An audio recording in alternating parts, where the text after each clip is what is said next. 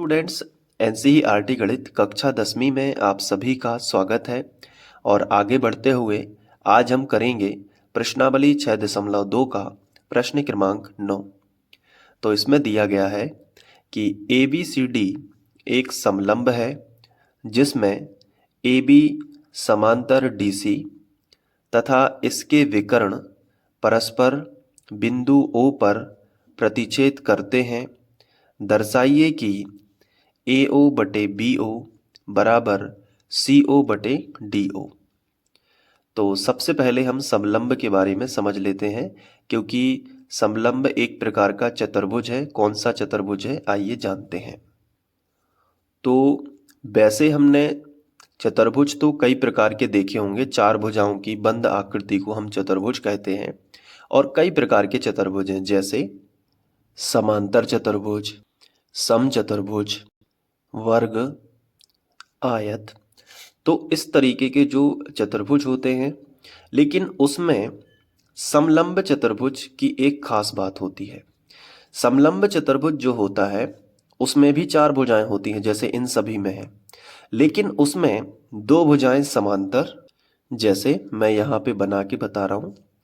एक भुजा मैंने इस तरीके से खींची और इसी के समांतर एक भुजा यहाँ पे खींच लेते हैं। ये देखो, तो ये जो भुजा है इसके समांतर है। ये देखो, बीच में समान अंतर है ना, तो ये इसके समांतर है, तो दो भुजाएं समांतर होंगी। अब बाकी की दो भुजाएं हम जोड़ेंगे, इनको तब मिलेंगी। जैसे इसको और इसको जोड़ दिया, ये देखो यहाँ पे हमने इसको और इसको जोड़ दिया, है ना। तो और इसको और इसको जोड़ दिया, तो अब होगा क्या कि ये दोनों रेखाएं, ये वाली और ये वाली, ये आपस में जब आगे बढ़ाएंगे तो कभी ना कभी तो ये टकराएंगी, क्योंकि एक दूसरे के पास आ रही हैं। तो ये समांतर कैसे हो जाएंगे, ये समांतर नहीं है। तो ये वाली भुजा और ये वाली भुजा समांतर है, और ये वाली भुजा और ये वाली भुजा असमांतर है। तो ऐसा चतुर्भुज जिसमें दो भुजाएं समांतर हो और बाकी की दो भुजाएं असमांतर हो, उसे हम समलंब चतुर्भुज कहते हैं। तो वापस सवाल पे आते हैं कि ABCD एक समलंब है। तो हमने क्या किया, एक समलंब चतुर्भुज यहाँ पे बना लिया। ये देखिए, ये समलंब है क्योंकि ये वाली भुजा और ये वाली भुजा समांतर है, बाकी की दो असमांतर है। इसका नाम ABCD रखना है क्वेश्चन के अनुसार, तो हम ABCD नाम दे देते हैं।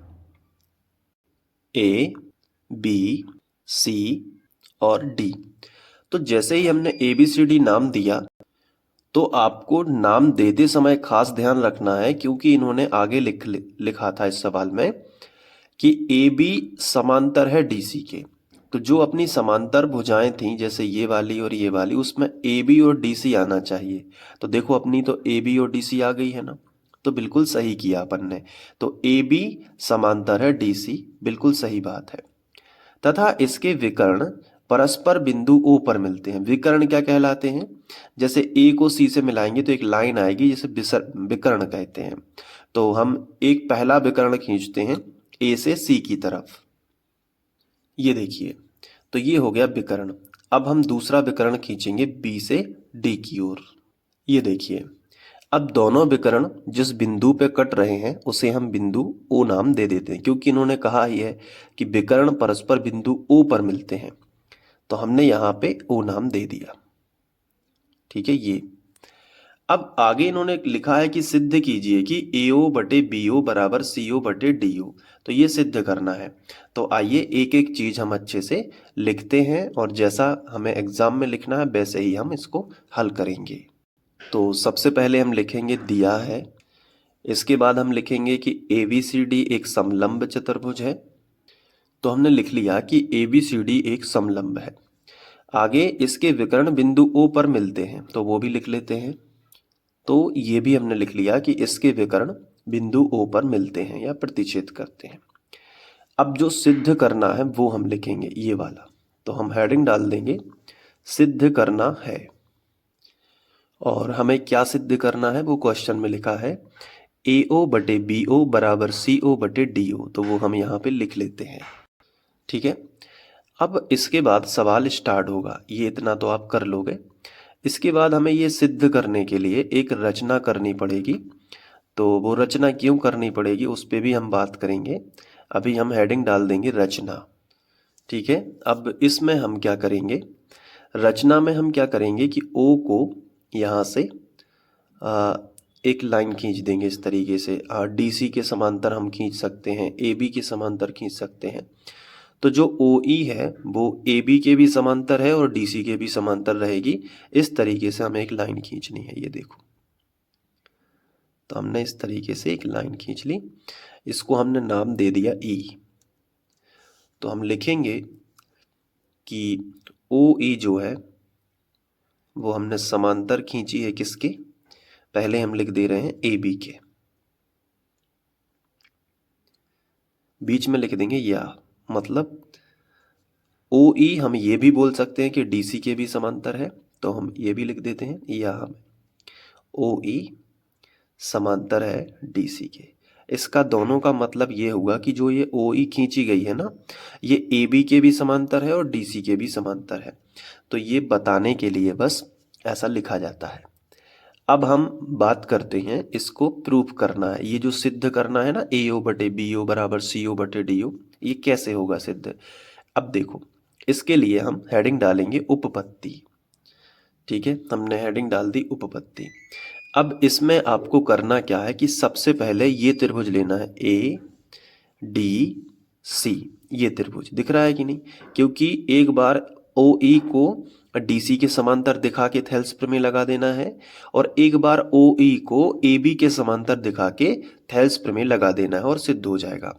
तो पहले हमें ओ ई को किसके समांतर दिखाना है, तो हमें ओ ई को डी सी के समांतर दिखाना है। ये देखो, ये है ना डी सी, तो हमें ओ ई को ये सी डी के समांतर दिखाना है या डी सी के समांतर दिखाना है, एक ही बात है। तो इसके लिए हमें कौन सा त्रिभुज लेना पड़ेगा, ए और डी सी में सी और डी दोनों के छोर पकड़ेंगे तो ये त्रिभुज बनेगा ए सी डी, बनेगा कि नहीं। डी सी का शीर्ष क्या रहेगा, ए, क्योंकि हम ओ ई को किसके समांतर दिखा रहे हैं, डी सी के समांतर दिखा रहे हैं। तो हम लिखेंगे त्रिभुज कौन सा बनेगा बताओ, ए डी सी। तो त्रिभुज ए डी सी में, त्रिभुज एडीसी में ओ ई किसके समांतर है या ई ओ किसके समांतर है, डी सी के। तो हमने लिख दिया कि ई ओ समांतर है डी सी के। जब ई ओ समांतर है डी सी के तो थेल्स प्रमेय क्या कहता है कि ए ई बटे ई डी बराबर होगा ए ओ बटे ओ सी। वही लिख देंगे। तो हम लिखेंगे कि ए ई बटे ई डी बराबर होगा ए ओ बटे ओ सी। तो हमने लिख दिया कि ए ओ बटे ओ सी। ठीक है, ए ओ बटे ओ सी। इसको हमने समीकरण नंबर 1 बना दिया। इतना समझ गए आप। ठीक है, अब मैंने आपको क्या बताया था कि एक बार ओ ई को या ई ओ को डी सी के समांतर लेना है, अब दूसरी बार ई ओ को हमें ए बी के समांतर लेना है। तो जब ए बी के समांतर लेंगे तो ए बी भुजा तो पूरी आएगी, तो ए बी भुजा का शीर्ष क्या हो जाएगा, डी, होगा कि नहीं। अब आप कहोगे सर ए बी का शीर्ष तो सी भी है, लेकिन नहीं है, क्योंकि उसमें ओ ई नहीं आएगी ना, ओ ई भी आनी चाहिए। तो कौन सा त्रिभुज लेना पड़ेगा, डी ए बी। तो अब हम वही त्रिभुज लेंगे। तो लिखेंगे कि अब कौन सा त्रिभुज बताओ, त्रिभुज डी ए बी में, डी ए बी में। अब त्रिभुज डी ए बी में अगर हम ध्यान से देखें तो ई ओ किसके समांतर है, ए बी के। तो हमने लिखा कि जो ई ओ है वो इस बार समांतर किसके है, ए बी के। तो जब समांतर है तो आपको मैंने बताया कि थेल्स प्रमेय लग जाएगा। यहां पे भी आप लिख सकते हो तो थेल्स प्रमेय से, यहां पे तो थेल्स प्रमेय से। ठीक है, ये आपको लिख देना है, इससे एग्जामिनर आपके पूरे नंबर आपको देगा। ठीक है, यहां भी हम लिख देंगे तो थेल्स प्रमेय से। तो थेल्स प्रमेय से क्या होगा, देखो, जब ई ओ ए बी के समांतर है तो हम वही चीज यहाँ पे लिख सकते हैं। क्या लिखेंगे? हम लिख सकते हैं डी ई, या यहाँ से शीर्ष से स्टार्ट कर लो, डी ई बटे ई ए, ऐसे लिख सकते हैं, बराबर होगा डी ओ बटे ओ बी। वही लिख लेते हैं। तो हमने लिखना स्टार्ट किया, तो हमने लिखा यहाँ से, चूंकि यहाँ पे ए डी ए ई बटे ई डी है तो हम उसी फॉर्मेट में लिखेंगे कि भले ही शीर्ष यहाँ पे है लेकिन त्रिभुज में हम दो तरीके से लिख सकते हैं, या तो डी ई बटे ए ई ऐसे लिख सकते हैं, या फिर ऐसे लिखें ए ई बटे ई डी बराबर होगा बी ओ बटे, इस तरीके से भी हम लिख सकते हैं। तो चलो फिर हम लिख लेते हैं, आप कंफ्यूज ना हो इसलिए मैं शीर्ष से ही लिख रहा हूँ, ठीक है, यहाँ से। तो यहाँ से त्रिभुज कौन सा है मैं वो भी बना देता हूँ ताकि आपका कंफ्यूजन दूर हो जाए। ये देखिए मैंने जो डार्क कर दिया है ये त्रिभुज आपको लेना है। तो कौन सा है? D A B. इसमें ई ओ किसके समांतर है? ए बी के समांतर है। तो क्या लिख सकते हैं हम? ई डी बटे ए ई, तो लिख देते हैं ई डी बटे ए ई बराबर, हमने जानबूझ के इसी फॉर्मेट में लिखा क्योंकि मैं डी ई भी लिख सकता था, लेकिन डी ई और ई डी है तो सेम बात, लेकिन वो दिखने में एक से रहें इसलिए डी ई को हमने ई डी ही लिखा है। तो है तो वही भुजा, और बटे में क्या रहेगा? ए ई। अब यहाँ लिखो बराबर बी ओ, यहाँ से लिखो तो डी ओ बटे ओ बी, तो हमने वो भी लिख लिया, ठीक है। तो डी ओ बटे बी ओ, ओ बी को हमने बी ओ लिख लिया क्योंकि सिद्ध करने में बी ओ इस स्टाइल में लिखा है, तो वो भी हमने यहाँ पे मैच कर लिया। उससे होता कुछ नहीं है, बस समझने के लिए है। जैसे ए ओ और यहाँ ओ सी लिखा है तो ओ सी का मतलब तो सी ओ भी हो सकता है, तो वो कोई दिक्कत नहीं, हम उसको मैनेज कर सकते हैं। समीकरण नंबर कितना हो जाएगा? 2। अब सीधी सी बात है कि इस सवाल में था क्या? इस सवाल में यही था कि पहला ये त्रिभुज ले लो ए डी सी या ए डी सी, और इसमें ओ ई को डी सी के समांतर दिखा दो तो ए ई बटे ए सी और ए ओ बटे ओ सी।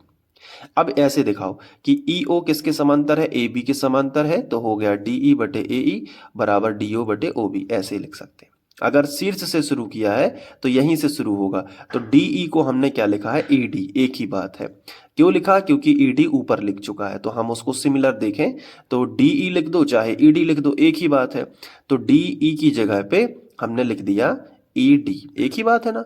और यहाँ ई ए लिख दो चाहे ए ई लिख दो, एक ही बात है, तो ए ई लिख दिया क्योंकि ऊपर भी ए ई है बराबर। यहाँ देख लो, यहाँ हमने क्या किया? शीर्ष से शुरू किया था तो यहाँ भी शीर्ष से ही शुरू होगा, इस तरफ ए वाली भुजा पे बी डी पे। तो डी ओ बटे ओ बी या बी ओ, एक ही बात है, तो बी ओ लिख लिया।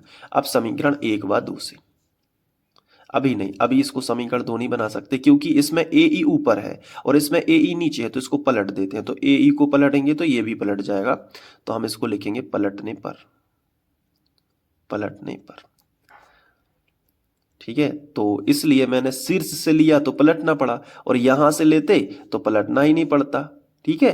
तो मैंने यहां शीर्ष से लिया, वहां दोनों शीर्ष से ही लिए, तो ए ई तरफ यहाँ पे ए ई बटे ई डी बराबर बी ओ बटे डी ओ, ये भी पलट गया, बी ओ बटे डी ओ। समीकरण नंबर इसको बना दिया हमने 2। अब क्या करना है? अब समीकरण 1 व 2 से एल एच एस इसके बराबर है, देखो ए ई बटे ई डी के बराबर ये है तो ए ई बटे ई डी के बराबर भी ये है, तो जब एल एच एस बराबर है तो आर एच एस भी आपस में बराबर होने चाहिए। तो हम लिखेंगे समीकरण 1 व 2 से, 1 व 2 से, तो हमने लिखा ए ओ बटे ओ सी, ए ओ बटे ओ सी बराबर बी ओ बटे डी ओ। अब जो हमें सिद्ध करना है उसको जरा देखो, उसमें ए ओ के बटे में बी ओ है, देखो आप सिद्ध करना है ए ओ बटे बी ओ है, तो हमने भी यहाँ पे क्या किया? ए ओ के बटे में ये बी ओ नीचे ला सकते हैं तो ओ सी ऊपर पहुंच जाएगा, तो ए ओ बटे बी ओ बराबर ओ सी को हम सी ओ लिख सकते हैं, तो सी ओ बटे डी ओ तो नीचे था ही, यही हमें सिद्ध करना था, तो हमने किया सिद्ध। अब इसका मीनिंग क्या हुआ वो भी समझ लो कि जब भी कोई समलंब चतुर्भुज है तो हमें ए ओ बटे बी ओ का जो अनुपात है, ए ओ बटे बी ओ का जो अनुपात है वो बराबर होता है डी ओ बटे इसके अनुपात के, यानी कि इसका और इसका अनुपात बराबर होगा इस भुजा विकर्ण की इस भुजा और इस भुजा के बराबर। तो इस पे न्यूमेरिकल क्वेश्चन भी आ सकता है कंपटीशन में कभी भी आगे चल के, इसलिए थोड़ा समझना जरूरी होता है। अब आपको क्या करना है, इसको अच्छे से नोट कर लेना है। यहाँ से मैं दिखा देता हूँ, ये देखिए, यहाँ से आपको लिखना है, इसके बाद यहाँ पे, और इसके बाद यहाँ पे। ठीक है, तो मिलते हैं नेक्स्ट वीडियो में। Thank you.